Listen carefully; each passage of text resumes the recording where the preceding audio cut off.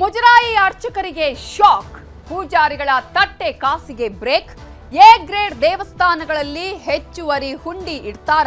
ಪೂಜಾರಿಗಳಿಗೆ ಸೇವಾ ಶುಲ್ಕ ಕೊಡುತ್ತಾ ಸರ್ಕಾರ. ಅರ್ಚಕರ ತಟ್ಟೆ ಕಾಸಿಗೆ ಬ್ರೇಕ್.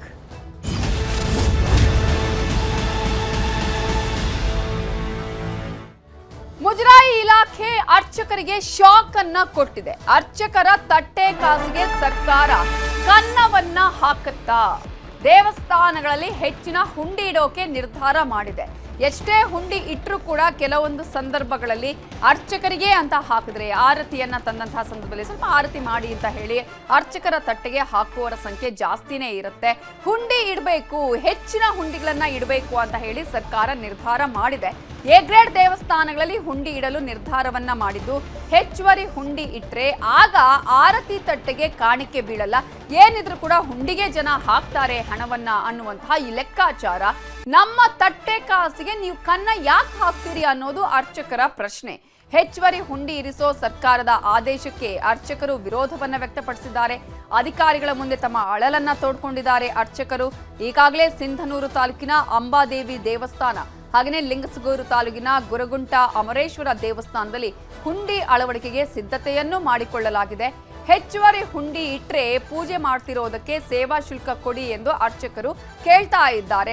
ಅನೇಕ ಕಡೆಗಳಲ್ಲಿ ನಾವು ಗಮನಿಸ್ತೀವಿ, ಮುಜರಾಯಿ ಇಲಾಖೆ ಈಗ ದೇವಸ್ಥಾನಗಳಲ್ಲಿ ನಿಮ್ಮ ಹಣವನ್ನ ಹುಂಡಿಗೆ ಹಾಕಿ ಅರ್ಚಕರ ತಟ್ಟೆಗಲ್ಲ ಅನ್ನುವ, ಅದನ್ನ ದೇವರಿಗೆ ಹೋಗುತ್ತೆ ಹುಂಡಿಗೆ ಹಾಕಿದ್ರೆ ಅನ್ನುವಂತಹ ಅನೇಕ ನಾಮಫಲಕಗಳನ್ನ ಹಾಕಿರೋದನ್ನು ನಾವು ಗಮನಿಸ್ತಾ ಇದ್ದೀವಿ. ಇದೀಗ ಸರ್ಕಾರ ಇಂತಹ ಒಂದು ನಿರ್ಧಾರವನ್ನ ಈಗ ಮಾಡಿದೆ, ಹೆಚ್ಚುವರಿ ಹುಂಡಿಗಳನ್ನ ದೇವಸ್ಥಾನಗಳಲ್ಲಿ ಇಡೋದಿಕ್ಕೆ.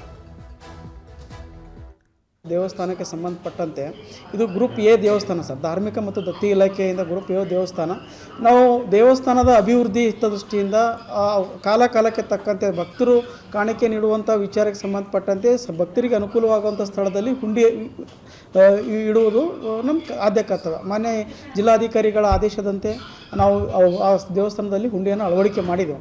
ಆದರೆ ನಮ್ಮ ದೇವಸ್ಥಾನದ ಪೂಜಾರಿಗಳು ಹೇಳುವಂಥದ್ದು, ಹುಂಡಿಯನ್ನು ಏಕಾಏಕಿಯಾಗಿ ಇಟ್ಟಿದ್ರಿ, ನಮಗೆ ಸೇವಾ ಶುಲ್ಕ ಸೇವಾ ರುಸುಮನ್ನು ಕೊಡಬೇಕು ಅಂತ ಹೇಳಿದರು.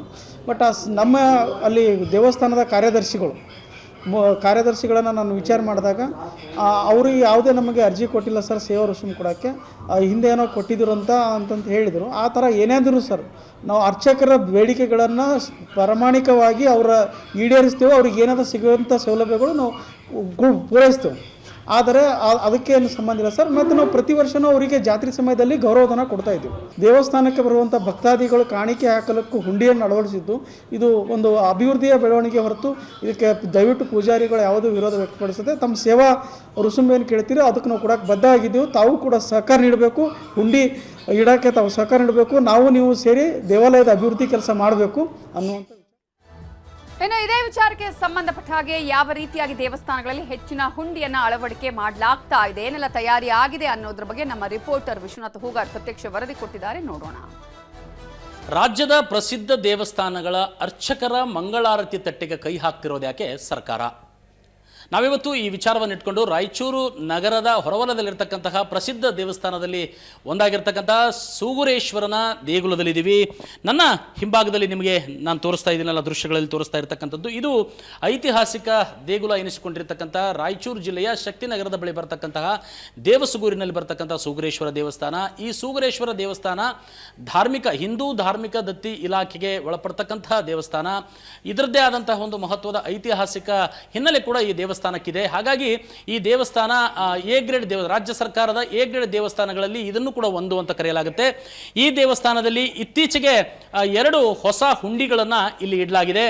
ಕಾರಣ ಏನಪ್ಪಾ ಅಂತ ಹೇಳಿದ್ರೆ, ಈಗ ತಿಕ್ಕಾಟ ಅಂತ ಹೇಳ್ತಿರ್ತಕ್ಕಂಥದ್ದು ರಾಜ್ಯ ಸರ್ಕಾರ ಮತ್ತು ದೇವಸ್ಥಾನದ ಅರ್ಚಕರ ನಡುವೆ ನಡೆದಿರತಕ್ಕಂಥ ಒಂದು ತಿಕ್ಕಾಟ ಅಂತ ಹೇಳ್ಬೋದು. ರಾಜ್ಯ ಸರ್ಕಾರ ಅದು ಯಾಕೆ ಇಷ್ಟು ವರ್ಷಗಳ ಕಾಲ ಇಲ್ಲದೆ ಇರತಕ್ಕಂತಹ ಒಂದು ಗೋಜಿಗೆ ಈಗ ಯಾಕೆ ಹೋಯಿತು ಅನ್ನುವಂತಹ ಪ್ರಶ್ನೆ ಈಗ ಅರ್ಚಕರದ್ದಾಗಿರ್ತಕ್ಕಂಥದ್ದು. ನಾನೇನು ದೃಶ್ಯದಲ್ಲಿ ನಿಮಗೆ ತೋರಿಸ್ತಾ ಇದ್ದೀನಿ, ಈ 2 ಹುಂಡಿಗಳನ್ನ ಹೊಸ ಹುಂಡಿಗಳನ್ನು ಈಗ ದೇವಸ್ಥಾನದಲ್ಲಿ ಇವತ್ತು ಇರಿಸಲಾಗಿರ್ತಕ್ಕಂಥದ್ದು.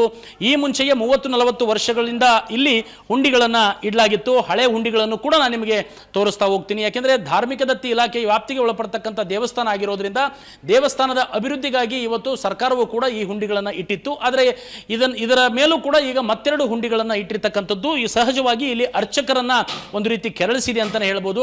ಅಲ್ಲೇ ನಿಮಗೆ ದೃಶ್ಯದಲ್ಲಿ ನಾನು ತೋರಿಸ್ತಾ ಇದ್ದೀನಲ್ಲ, ಮಂಗಳಾರತಿ ತಟ್ಟಿಗೆ ಸಹಜವಾಗಿ ಅಲ್ಲಿ ಬರ್ತಕ್ಕಂಥ ಲಕ್ಷಾಂತರ ಭಕ್ತರೇನಿದ್ದಾರೆ, ಆ ಲಕ್ಷಾಂತರ ಭಕ್ತರು ಮಂಗಳಾರತಿ ತಟ್ಟೆಗೆ ಬಂದು ಇಲ್ಲಿ ಹಣವನ್ನು ಹಾಕ್ತಕ್ಕಂಥದ್ದು ಸರ್ವೇ ಸಾಮಾನ್ಯ. ಆದರೆ ಹೀಗೆ ನೀವು ಒಂದೇ ದೇವಸ್ಥಾನದ ಗರ್ಭಗುಡಿಯ ಮುಂಭಾಗದಲ್ಲಿ ಎರಡೆರಡು ಉಂಡಿಗಳ ಮೇಲೂ ಕೂಡ ನೀವು 4-5 ಉಂಡಿಗಳನ್ನಿಟ್ಟರೆ ಇವತ್ತು ನಾವು ಅರ್ಚಕರು ಸೇವೆ ಮಾಡ್ತಕ್ಕಂಥವ್ರು ನಾವು ಎಲ್ಲಿಗೆ ಹೋಗಬೇಕು, ನಮ್ಮ ಹೊಟ್ಟೆ ಮೇಲೆ ಯಾಕೆ ಹೊಡಿತಾ ಇದೆ ಸರ್ಕಾರ ಎನ್ನುವಂಥ ಪ್ರಶ್ನೆ ಇವತ್ತು ಅರ್ಚಕರದ್ದಾಗಿರ್ತಕ್ಕಂಥದ್ದು. ಮತ್ತೊಂದು ಕಡೆ ಇವತ್ತು ಕೆಲವರು ಹೇಳ್ತಕ್ಕಂಥ ಮಾತೇನಂತ ಹೇಳಿದ್ರೆ, ನೀವು ಹಾಗೂ ಒಂದು ವೇಳೆ ಆದೇಶದ ಮೇರೆಗೆ ನೀವು ಉಂಡಿ ಇಟ್ಟರೂ ಪರವಾಗಿಲ್ಲ, ಆದರೆ ನೀವು ಉಂಡಿ ಇಟ್ಟರೆ ನಮಗೆ ನಾವೇನು ಸುಗರೇಶ್ವರನ ಸೇವೆಯನ್ನೇನು ಮಾಡ್ತೀವಲ್ಲ, ಆ ಸೇವೆಗೆ ನಮಗೆ ಸೇವಾ ಭತ್ಯೆ ಕೊಡಿ ಎನ್ನುವಂತಹ ಅಳಲನ್ನು ಕೂಡ ಅವರು ತೋಡ್ಕೊಳ್ತಾ ಇದ್ದಾರೆ. ಕೇವಲ ವರ್ಷಕ್ಕೊಂದ್ಸಾರಿ ಗೌರವಧನವನ್ನು ಕೊಟ್ಟು ಕೈ ತೊಳೆದುಕೊಂಡ್ರೆ ನಮ್ಮ ಹೊಟ್ಟೆ ತುಂಬೋದು ಹೇಗೆ ಎನ್ನುವಂಥದ್ದು ಅವರ ಪ್ರಶ್ನೆ ಆಗಿರ್ತಕ್ಕಂಥದ್ದು. ಕೇವಲ ಸುಗುರೇಶ್ವರನ ಈ ಒಂದು ದೇಗುಲದ ಕಥೆಯಲ್ಲ, ರಾಯಚೂರು ಜಿಲ್ಲೆಯಲ್ಲಿ ಬರ್ತಕ್ಕಂತಹ ಲಿಂಗಸಗೂರು ತಾಲೂಕಿನ ಅಮರೇಶ್ವರ ದೇವಸ್ಥಾನ, ಸಿಂಧನೂರು ತಾಲೂಕಿನಲ್ಲಿ ಬರ್ತಕ್ಕಂತಹ ಅಂಬಾಮಠ ಏನಿದೆ, ಅಂಬಾ ದೇವಸ್ಥಾನ, ಈ ಎಲ್ಲ ದೇವಸ್ಥಾನಗಳಿಗೂ ಕೂಡ ಈಗ ಹೊಸದಾಗಿ ಇವತ್ತು ಹೊಸ ಉಂಡಿಗಳನ್ನು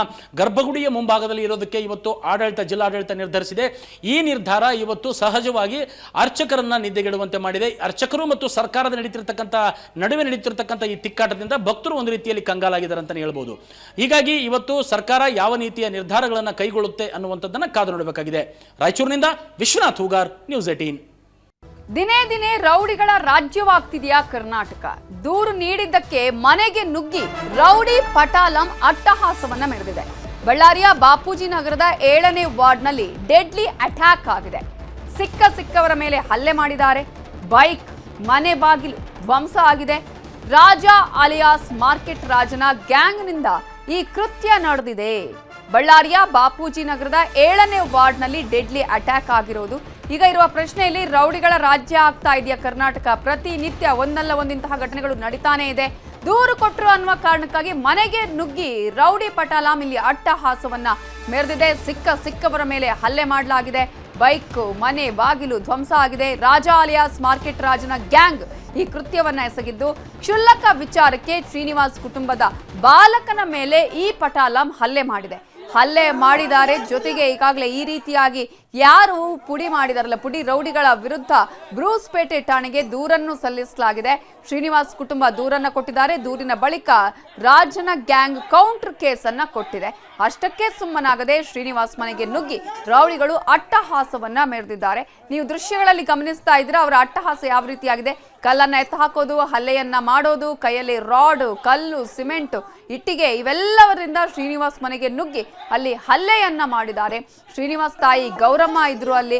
ಅವರಿಗೂ ಕೂಡ ಈ ಸಂದರ್ಭದಲ್ಲಿ ತೀವ್ರವಾದ ಗಾಯ ಆಗಿದೆ. ಆಸ್ಪತ್ರೆಗೆ ಅವರನ್ನ ದಾಖಲಿಸಲಾಗಿದೆ. ಶ್ರೀನಿವಾಸ್ ಹಾಗೂ ಮಕ್ಕಳಿಗೆ ಸಣ್ಣ ಪುಟ್ಟ ಗಾಯವಾಗಿದ್ದು, ಹಲ್ಲೆ ಮಾಡಿ ಕೊಲೆ ಬೆದರಿಕೆಯನ್ನ ಈ ರಾಜನ ಗ್ಯಾಂಗ್ ಹಾಕಿದೆ ಅಲ್ಲಿ. ಸೊ ಬ್ರೂಸ್ಪೇಟೆ ಪೊಲೀಸ್ ಠಾಣಾ ವ್ಯಾಪ್ತಿಯಲ್ಲಿ ಈ ಘಟನೆ ನಡೆದಿದೆ. ಪೊಲೀಸರಿಗೆ ದೂರು ಕೊಟ್ರು ಅನ್ನುವ ಕಾರಣಕ್ಕಾಗಿ ಈ ರೀತಿಯಾಗಿ ಅಟ್ಟಹಾಸವನ್ನ ಮೆರೀತಾರೆ ಅಂತ ಹೇಳಿದ್ರೆ, ಹಾಗಾದ್ರೆ ಅವರು ಯಾವ ರೀತಿಯಾಗಿ ಈಗ ಅವರ ಮನಸ್ಥಿತಿ ಇರಬಹುದು, ಇಲ್ಲಿ ಕಾನೂನು ಸುವ್ಯವಸ್ಥೆ ಯಾವ ರೀತಿಯಾಗಿದೆ ಅನ್ನುವಂತಹ ಪ್ರಶ್ನೆಯನ್ನ ಕೇಳಬೇಕಾಗತ್ತೆ. ಇದೇ ವಿಚಾರಕ್ಕೆ ಸಂಬಂಧಪಟ್ಟ ಹಾಗೆ ಇನ್ನಷ್ಟು ಡೀಟೇಲ್ಸ್ ಅನ್ನ ಕೊಡೋದಕ್ಕೆ ನಮ್ಮ ರಿಪೋರ್ಟರ್ ಬಸವರಾಜ್ ಫೋನ್ ಸಂಪರ್ಕದಲ್ಲಿ ಜಾಯಿನ್ ಆಗಿದ್ದಾರೆ. ಬಸವರಾಜ್, ಈಗಾಗಲೇ ಈ ರೀತಿಯಾಗಿ ಒಂದು ಕಂಪ್ಲೇಂಟ್ ಅನ್ನ ನೀಡಿದ್ರು ಅನ್ನುವ ಕಾರಣಕ್ಕಾಗಿ ಇವರು ಬಂದು ಮನೆಗೆ ನುಗ್ಗಿ ಹಲ್ಲೆಯನ್ನ ಮಾಡ್ತಾರೆ ಅಂತ ಹೇಳಿ ಅಟ್ಟಹಾಸವನ್ನ ಮೆರೀತಾರೆ ಅಂತ ಹೇಳಿದ್ರೆ, ಅಲ್ಲಿ ಯಾವ ರೀತಿಯ ಕಾನೂನು ಸುವ್ಯವಸ್ಥೆ ಇದೆ ಅನ್ನುವಂತಹ ಪ್ರಶ್ನೆ ಇರುತ್ತೆ. ಈಗ ಅರೆಸ್ಟ್ ಮಾಡಲಾಗಿದೆಯಾ? ಯಾರ್ಯಾರು ಈ ಕೃತ್ಯವನ್ನ ಮಾಡಿದ್ದಾರೆ? ಜೊತೆಗೆ ಗಾಯಾಳುಗಳ ಪರಿಸ್ಥಿತಿ ಹೇಗಿದೆ? ನವಿತಾ, ಇದು ಬಳ್ಳಾರಿ ನಗರದ ಬಾಪೂಜಿ ನಗರದಲ್ಲಿ ನಡೆದಿರ್ತಕ್ಕಂಥ ಘಟನೆ. ರಾಜ ಅಲಿಯಾಸ್ ಮಾರ್ಕೆಟ್ ರಾಜ ಅಂತಕ್ಕಂಥ ವ್ಯಕ್ತಿ ಮತ್ತೆ ಶ್ರೀನಿವಾಸ್ ಅಂತಕ್ಕಂಥ ವ್ಯಕ್ತಿ ನಡುವೆ ಎರಡು ಗುಂಪುಗಳ ನಡುವೆ ಒಂದು ರೀತಿಯ ಕ್ಷುಲ್ಲಕ ಕಾರಣಕ್ಕೆ ಒಂದು ಗಲಾಟೆ ಆರಂಭ ಆಗುತ್ತೆ. ಈ ಕ್ಷುಲ್ಲಕ ಕಾರಣಕ್ಕೆ ಆರಂಭ ಆಗಿರ್ತಕ್ಕಂಥ ಘಟನೆ ವಿಕೋಪಕ್ಕೆ ಕೂಡ ತೆರಳುತ್ತೆ. ಒಂದು ಹಂತದಲ್ಲಿ ರಾಜ ತನ್ನ ಹುಡುಗರನ್ನ ಕಟ್ಕೊಂಡು ಶ್ರೀನಿವಾಸ್ ಮನೆಗೆ ಏಕಾಏಕಿ ಸಿನಿಮಾ ರೀತಿಯಲ್ಲಿ ಒಂದು ಅಟ್ಯಾಕ್ ಕೂಡ ಮಾಡಲಾಗುತ್ತೆ. ಕೈಯಲ್ಲಿ ಸಿಕ್ಕ ವಸ್ತುಗಳನ್ನ ಅವರ ಮನೆಗೆ ಎಸ್ತಿರ್ತಕ್ಕಂಥದ್ದು, ಮನೆಯಲ್ಲಿರ್ತಕ್ಕಂಥ ವಸ್ತುಗಳನ್ನ ಚೆಲ್ಲಾಪಲ್ಲಿಯಾಗಿ ಛಿದ್ರ ಮಾಡಿರ್ತಕ್ಕಂಥದ್ದು, ಜೊತೆಗೆ ಕುಟುಂಬಸ್ಥರ ಮೇಲೆ ಕೂಡ ಹಲ್ಲೆ ಮಾಡಿದ ಆರೋಪಗಳು ಕೂಡ ಕೇಳಿ ಬರ್ತಿರ್ತಕ್ಕಂಥದ್ದು. ಅದ್ರ ಜೊತೆಗೆ ಯಾವಾಗ ಈ ಘಟನೆ ಆದ ನಂತರ ಶ್ರೀನಿವಾಸ್ ಕುಟುಂಬ ಕೂಡ ಎದುರಿ ಬೂಸ್ಪೇಟೆ ಠಾಣೆಗೆ ಒಂದು ರಾಜ ಮತ್ತು ಆತನ ಸಹಚರ ಅದರಿಂದ ಬಂದಿರತಕ್ಕಂತ ಹುಡುಗರ ವಿರುದ್ಧ ಒಂದು ಕೂಡ ಓಕೆ, ಮಾತಾಡಿಸ್ತೀನಿ ಬಸವರಾಜ್. ಹಾಗೆ ಸಂಪರ್ಕದಲ್ಲಿರಿ. ಇದು ಈಗ ನಮ್ಮ ಜೊತೆ ಹಲ್ಲೆಗೊಳಗಾದಂತಹ ಕುಟುಂಬದ ಶ್ರೀನಿವಾಸ್ ನಮ್ಮ ಜೊತೆ ಈಗ ಫೋನ್ ಸಂಪರ್ಕದಲ್ಲಿ ಜಾಯ್ನ್ ಆಗಿದ್ದಾರೆ. ಶ್ರೀನಿವಾಸ್ ಅವರಿಗೆ ಒಂದು ಸಣ್ಣ ಕಾರಣಕ್ಕೆ ಇಲ್ಲಿ ದೊಡ್ಡ ಮಟ್ಟದ ಗಲಾಟೆ ಆಗಿದೆ, ನಿಮ್ಮ ಕುಟುಂಬದವರ ಮೇಲೆ ಹಲ್ಲೆಯನ್ನ ಮಾಡಲಾಗಿದೆ. ಏನೇನು ಆಯ್ತು, ಯಾವ ಕಾರಣಕ್ಕಾಗಿ ನಡೀತಿದ್ದು? ನಮಸ್ಕಾರ madam. First of all news 18 ಕನ್ನಡಗೆ ನಾನು ಧನ್ಯವಾದ ತಿಳಿಸ್ತೀನಿ. ಓಕೆ ಮೇಡಮ್, ಇದು ಏನಾಗಿದೆ ಅಂತ ಹೇಳಿದ್ರೆ, ಫಸ್ಟ್ ನನ್ನ ಅಳಿಯನಿಗೆ 14 ವರ್ಷದ ಓಲ್ಡ್ ನನ್ನ ಅಳಿಯನಿಗೆ ಮೇಲೆ ಕೈ ಮಾಡ್ತಾರೆ, ಹೊಡ್ಕೊಂತಾರೆ. ಅವ್ನಿಗೆ ಹೊಡೆದ್ಮೇಲೆ ಅವನಿಗೆ ಮೂಗಲ್ಲೆಲ್ಲ ಬ್ಲೀಡ್ ಆಗುತ್ತೆ ಮೇಡಮ್. ಓಕೆ. ಆ ಬ್ಲೀಡ್ ಆದಾಗ ನನಗೆ ಫೋನ್ ಬರ್ತದೆ, ನನ್ನ ಅತ್ತೆಗೆ ಕೂಡ ಹೊಡೆದಿದ್ದಾರೆ ಅಂತ ಹೇಳ್ಬಿಟ್ಟು ಫೋನ್ ಬರ್ತದೆ. ಅದು ವಿಚಾರಣೆ ಮಾಡಿ ಕೇಳಕ್ ಏನಪ್ಪ ಹೊಡೆದಿದ್ರೆ ಅಂತ ಕೇಳಕ್ ಹೋದಾಗ ಅವ್ರು ನನ್ನ ಮೇಲೆ ಕೂಡ ಹಲ್ಲೆ ಮಾಡ್ತಾರೆ ಮೇಡಮ್. ಹಲ್ಲೆ ಮಾಡಿದ ತಕ್ಷಣ ನಾನೇನ್ ಮಾಡ್ತೀನಿ, ಆಯ್ತು ಬಿಡು ಅಂತ ಹೇಳ್ಬಿಟ್ಟು MLC ಮಾಡಿಸ್ಬಿಟ್ಟು ನಾನೊಂದು FIR ಕಾಪಿ ಒಂದು ಇದು ಮಾಡ್ತೀನಿ ಮೇಡಮ್. ಅದಾದ್ಮೇಲೆ ಅವರು ಕೂಡ ಕೌಂಟರ್ ಕೇಸ್ ಕೊಡ್ತಾರೆ. ಅದು ಅಷ್ಟಕ್ಕೆ ಆಗಿದೆ ಬಿಡಿ, ಇನ್ನೇನು ಕಾನೂನು ಬದ್ಧವಾಗಿ ನಾವು ನೋಡ್ಕೊಳ್ಳೋಣ ಅನ್ನೋದ್ರೊಳಗಡೆ Raja market alias market Raja ಅನ್ನೋನು ಅವನು ಒಂದು ಸ್ವಲ್ಪ ಮೀಟರ್ ಬಡ್ಡಿ ಇದರಿಂದ ಎಲ್ಲ ವ್ಯವಹಾರ ಮಾಡ್ತಾನೆ ಮೇಡಮ್. ಅವನು ವ್ಯವಹಾರ ಮಾಡೋಂಥ ಟೈಮಲ್ಲಿ ಏನಾಗಿದೆ, ಈ ಹುಡುಗರ್ನೆಲ್ಲ ಇಟ್ಕೊಂಡ್ಬಿಟ್ಟು ಅವನು ಆಕ್ಚುಲಿ ಅವತ್ತಿನ ದಿನ ಪಾಪ ಒಂದು ಅವ್ರ ಕುಟುಂಬಸ್ಥರು ಒಂದು ಒಳ್ಳೆ ವ್ಯಕ್ತಿ ಆಕಸ್ಮಿಕವಾಗಿ ಮರಣ ಹೊಂತಾರೆ. ಆ ಮರಣ ಹೊಂದಿರೋದು ನೋವಲ್ಲಿ ಕೂಡ ಅವನು ಇರ್ಲಾರ್ದೆ ಅವನು ಬಂದು ಗಲಾಟೆ ಮಾಡ್ಬಿಟ್ಟು ನಮ್ಮ ಮೇಲೆ ಕೈಗಳನ್ನು ಮಾಡ್ಕೊಂಡು ತದಾದ ನಂತರ ನನ್ನ ಮನೆ ಮೇಲೆ ಒಂದು ಟೀಮ್ ನ ರೆಡಿ ಮಾಡಿಬಿಟ್ಟು ಮಾರಕಾಸ್ತ್ರಗಳನ್ನು ಕಳಿಸ್ಬಿಟ್ಟು ಲಾಂಗು, ಮಚ್ಚು, ಸ್ಟೀಲ್ ಇದೆಲ್ಲದನ್ನು ಕೊಟ್ಬಿಟ್ಟು ಇಡೀ ಏರಿಯಾದಲ್ಲೆಲ್ಲ ಜನಗಳಿಗೆ ಭಯಭೀತರಾಗಿ ಮಾಡಿ ನಾನು ಕುಟುಂಬಸ್ಥರ ಮೇಲೆ ಹಲ್ಲೆ ಮಾಡ್ತಾರೆ ಮೇಡಮ್. ನಾನು ಒಳಗಡೆ ಬಂದು ಡೋರ್ ಹಾಕೊಂತೀನಿ ಮೇಡಮ್. ಡೋರ್ ಒಳಗಡೆ ನಿಂತ ಬಂದು ಡೋರ್ ಒಳ್ಳೆ ಹೊಡೆದಾಕ್ಬಿಟ್ಟು ಒಳಗಡೆ ಹೋಗಿ ನನ್ನ 3 ಮಕ್ಕಳನ್ನ ನನ್ನ ವೈಫ್ನ ನಾನು ಕರ್ಕೊಂಡು ಒಳಗಡೆ ಹೋಗಿ ಬೆಡ್ರೂಮ್ ಒಳಗಡೆ ಹೋಗ್ತೀನಿ ಮೇಡಮ್. ಮೇನ್ ಡೋರ್ ಇಂದ ಬೆಡ್ರೂಮ್ ಒಳಗಡೆ ಹೋದ್ರು ಕೂಡ ಆ ಬೆಡ್ರೂಮ್ ಅಲ್ಲಿ ಮಚ್ಚು ತಗೊಂಡು ಕಡಿತಾರೆ ಮೇಡಮ್. ಮಚ್ಚು ತಗೊಂಡು ಕಡಿಯೋಂತ ಸನ್ನಿವೇಶದಲ್ಲಿ ನಾನು ಇನ್ನೇನು ಇದು ಬಾಗ್ಲು ಹೊಡೆದೋಗ್ತದ ಅನ್ನೋದ್ರೊಳಗಡೆ ಬೀರುವಾ ತಗೊಂಡ್ಬಿಟ್ಟು ಬೀರುವಾಗ ಅಡ್ಡ ಇಡ್ತೀನಿ ಮೇಡಮ್. ಅಡ್ಡ ಇಟ್ಬಿಟ್ಟು ನಾನು ನನ್ನ ಅಳಿಯ, ನನ್ನ ವೈಫ್, ನನ್ನ ಮಕ್ಕಳು ಮನ್ಸಿನ ಮೇಲೆ ಇರುವಾಗ ನಾವು ಅಲ್ಲಿ ಅಡ್ಡ ನಿಂತ್ಕೊಂಡು ಇದ್ ಮೇಡಮ್. ಅವಾಗ ಹಿಂದೆಲೇನೆ ನಾನು SP ಮೇಡಮ್ ಅವ್ರಿಗೂ ಹಾಗೂ ನಮ್ಮ CPI SR ಸಿಂಧೂರ್ ಅವ್ರಿಗೂ ಬ್ರೂಸ್ಪೇಟೆ ಠಾಣೆಗೆ ನಾನು ಕಾಲ್ ಮಾಡಿ ಕರೆ ಮಾಡಿ ಹೇಳ್ತೀನಿ ಮೇಡಮ್. ಇವತ್ತು ನಾವು ಜೀವಂತವಾಗಿ ಏನಾದ್ರು ಉಳಿದಿದೀವಿ ಅಂತಂದ್ರೆ ಅದು ನಮ್ಮ ಜಿಲ್ಲಾ SP ಅವರಿಂದ ಹಾಗೂ ನಮ್ಮ ಬ್ರೂಸ್ಪೇಟೆ CPI ಅವರಿಂದ ಮೇಡಮ್. ಬೇರೆಯವ್ರು ಯಾರು ಬಿಡ್ಸಕ್ಕೆ ಬಂದಿಲ್ಲ ಮೇಡಮ್.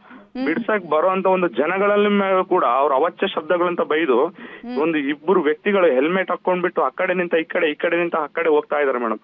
ಈ ಸಂದರ್ಭದಲ್ಲಿ ನಮ್ಗೆ ಏನಾಗ್ಬಿಟ್ಟಿದೆ ಅಂದ್ರೆ ಮೇಡಮ್, ನಮಗೆ ಪ್ರಾಣ ಹಾನಿ ಇದೆ ಅಂತ 100% ನಮಗೆ ಗೊತ್ತಾಗ್ಬಿಟ್ಟಿದೆ ಮೇಡಮ್. ಈಗ ಅವನದು ಮೆಂಟಾಲಿಟಿ ಇವಾಗ್ಲಿಂತ ಅಲ್ಲ ಮೇಡಮ್, ಸುಮಾರು ದಿನಗಳಿಂದ ಅವ್ರದ್ದು ಇದೇ ಮೆಂಟಾಲಿಟಿ ಮೇಡಮ್. ಒಂದು ಮನೆಗಳಿಗೆ ಬೀಗ ಹಾಕೋದು ಅಥವಾ ಇಲ್ಲಿಗಲ್ ಆಕ್ಟಿವಿಟೀಸ್ಗಳು. ಮಾರ್ಕೆಟ್ ಅಲ್ಲಿ ಅವನು ಒಂದು ಅಂಗಡಿ ಇದೆ ಮೇಡಮ್, AMR ಅಂತ ಹೇಳ್ಬಿಟ್ಟು ಅಂಗಡಿ. ಅದು ಆ ಅಂಗಡಿ ಕೂಡ ಮೇಡಮ್ ಅದು ಅವ್ರದಲ್ಲ ಮೇಡಮ್, ಅದು ಬೇರೆಯವ್ರ ಅಂಗಡಿ. ಅವನು ರೌಡಿಸಮ್ ಮಾಡ್ಬಿಟ್ಟು ದಂಧೆ ಅವನು ವ್ಯವಹಾರ ಮಾಡ್ಬಿಟ್ಟು ಅವ್ರಿಗೆ ಪ್ರಾಣ ಬೆದರಿಕೆ ಹಾಕ್ಬಿಟ್ಟು ಅವ್ರ ಹತ್ರ ಅವ್ನು ಸರೆಂಡರ್ ಮಾಡಿಸ್ಕೊಂಡಿದ್ದಾನೆ ಮೇಡಮ್. AMR ಅಂದ್ರೆ ಲಾಂಗ್ ಫಾರ್ಮೇ ಬೇರೆ ಇದೆ ಮೇಡಮ್, ಅದನ್ನ ಇವನು ಬೇರೆ ರೀತಿಯಾಗಿ ಯೂಸ್ ಮಾಡ್ಕೊಂತಾ ಇದ್ದಾನೆ ಮೇಡಮ್. ಅಷ್ಟು ಒಂದು ರೌಡಿ ದೌರ್ಬಳಕೆ ಇದೆ ಮೇಡಮ್. ಅವನು ಒಂದ್ ಸ್ವಲ್ಪ ಕೆಲವೊಂದ್ ಕಡೆ ಅವನು ಫೈನಾನ್ಸರ್ ಮೇಡಮ್. ಅವನು ಫೈನಾನ್ಸ್ ಗಳೆಲ್ಲ ಮಾಡೋದಕ್ಕೋಸ್ಕರ ನನ್ನ ಏರಿಯಾದಲ್ಲಿ ಕೂಡ ಮುಖಂಡರು ಅನ್ನೋರು ಯಾರು ನನಗೆ ಬಂದು ಸಪೋರ್ಟ್ ಮಾಡೋದಾಯ್ತು ಅಥವಾ ಬೇರೆ ಮಾತುಗಳು ಹೇಳೋದಾಯ್ತು ಯಾರು ಏನು ಮಾಡಕ್ ಆಗಿಲ್ಲ ಮೇಡಮ್. ಯಾಕಂದ್ರೆ ಅವನು ವಿಚಾರ ತಿಳಿದು ಬಿಟ್ಟು ಆ ಮುಖಂಡರು ಎಲ್ಲಾ ಪಕ್ಷದವ್ರು ಮೇಡಮ್, ಆ ಪಕ್ಷ ಈ ಪಕ್ಷ ಅಂತಲ್ಲ, ಎಲ್ಲಾ ಪಕ್ಷದವರು ಕೂಡ ಇಂತ ಒಂದು ಕೆಟ್ಟ ವ್ಯಕ್ತಿ ಹತ್ರ ನಾವು ಹೋಗಿ ಮಾತಾಡೋದು ಏನಿದೆಯಪ್ಪ ಅನ್ನೋ ತರ ಆಗ್ಬಿಟ್ಟಿದೆ ಮೇಡಮ್. ನಮಗೇನಿಲ್ಲ ಮೇಡಮ್, ನಿಮ್ ಮುಖಾಂತರ ನ್ಯೂಸ್ 18 ಕನ್ನಡ ಮುಖಾಂತರ ನಾವು ಕೇಳ್ಕೊಳ್ಳೋದು ಏನಂತಂದ್ರೆ, ಮಾನ್ಯ SP ಅವ್ರಿಗೂ ಹಾಗೂ ನಮ್ CPI ಅವ್ರಿಗೂ ನಮ್ಗೆ ಪ್ರಾಣ ಹಾನಿ ಇದೆ ಮೇಡಮ್, ನಮ್ಗೆ ರಕ್ಷಣೆ ಕೊಡ್ಬೇಕು. ನಮ್ಮ ಮನೆಯಲ್ಲಿ ಕೂಲಿ ಕಾರ್ಮಿಕರಿದ್ದಾರೆ ಮೇಡಮ್, ನಾವೆಲ್ಲ ಕೂಲಿ ಕೆಲಸ ಮಾಡೋರು. ನಮ್ಗೆ ಏನಾದ್ರು ಆದ್ರೆ ಅದು ಮಾರ್ಕೆಟ್ ರಾಜ ಅಂತಾನೆ ನಾನು ಹೇಳಕ್ ಇಷ್ಟಪಡ್ತೀನಿ ಮೇಡಮ್. ನಿಜ ಅಲ್ಲಿ ಕಾನೂನು ಸುವ್ಯವಸ್ಥೆ ವಿಚಾರಕ್ಕೆ ಸಂಬಂಧಪಟ್ಟ ಈಗ ನೀವು ಕಂಪ್ಲೇಂಟ್ ಕೂಡ ಕೊಟ್ಟಿದ್ದೀರಿ, ಅದರ ಬಗ್ಗೆ ಅವರು ಕ್ರಮ ಕೈಗೊಳ್ತಾರೆ ಅನ್ನುವಂತಹ ಭರವಸೆ ನಮಗೂ ಕೂಡ ಇದೆ. ನೀವು ಈಗಾಗಲೇ ಮನವಿ ಕೂಡ ಮಾಡ್ಕೊಂಡಿದ್ದೀರಿ. Thank you so much Srinivas ಅವರೇ ನ್ಯೂಸ್ 18 ಜೊತೆ ಮಾತನಾಡಿದಕ್ಕಾಗಿ.